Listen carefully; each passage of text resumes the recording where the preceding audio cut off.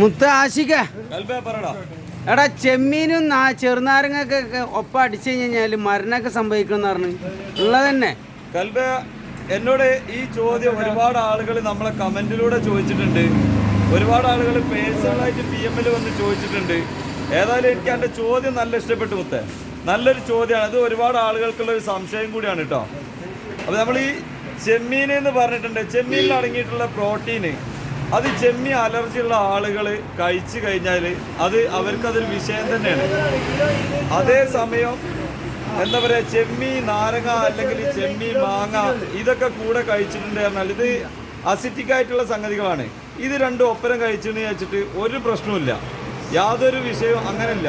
പക്ഷെ ചെമ്മീൻ അലർജി അതിൻ്റെ ആ ഒരു പ്രോട്ടീൻ, ചെമ്മീനുള്ള പ്രോട്ടീൻ നമ്മുടെ ശരീരത്തിന് പറ്റൂലെങ്കിൽ നമ്മൾ ഒരിക്കലും അത് കഴിക്കരുത്. അത് പൂർണ്ണമായിട്ട് ചെമ്മീൻ ഉപേക്ഷിക്കണം.